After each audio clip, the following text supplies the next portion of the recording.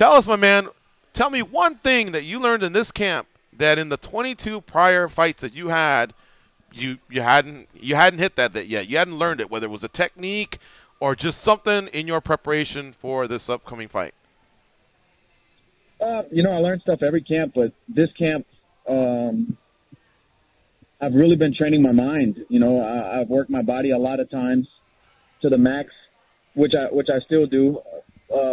But as I'm getting older and smarter and surrounded by world champions here at American Top Team, I'm picking up from them, and I'm realizing that more, you know, isn't always more. Sometimes less is more. So I'm taking the time that I do take off to let my body recover, and I'm focusing on my mind. You know, I'm reading and meditating and just getting ready for battle. Now that you've returned to lightweight, and you've had a stint in lightweight before, a lot of people don't know that, but now that you're on this 2-0 run since you've been back at lightweight, have you written down like 3 goals that you have along the way of what you want to do as a lightweight? And I know one of them is probably capture the strap, but is there other stuff along the way? You want to pick off a certain name or fight in a certain city, or just tell me what you want to do here in these next upcoming fights. For sure, man. Yeah, you know, I'm a big into setting goals and setting small milestones that I need to reach to make that happen. And right now it's just to continue my win streak at 155 pounds, you know, get a new contract with the UFC. Okay. And somehow, you know, this is just a goal list that I know I have written down right now, is to help the youth somehow.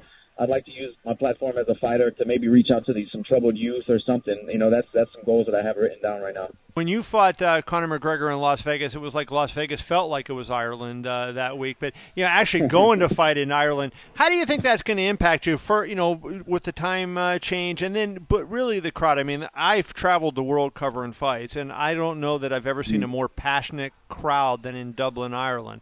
And so, you know, obviously with Joe Duffy, you know, being from there, that's going to be a big crowd for him. How will that affect you, if at all? And did going through the experience with McGregor and the fans here, did that, you know, kind of prepare you for that? Well, you know, with the McGregor fight, you know, it affected me a little bit, but that was because I think more because it was unexpected. You know, I didn't expect it to be like that. I thought I was on my home turf, you know. I didn't expect to get booed and stuff thrown at me and all that. That was kind of surprising while it was happening. But, you know, my coaches have done a great job of throwing Guinness bottles at me while I'm sparring and stuff. So I don't think anything's going to mess with my psyche, you know. At this point in my career, man, honestly, I feel like I'm ready for the challenge. That every morning getting up and going to the gym knowing I'm going on his home turf and going to be rooted against, if for some reason it excites me. At this point in my career, I'm happy and excited about that challenge. So it's just the next step, you know.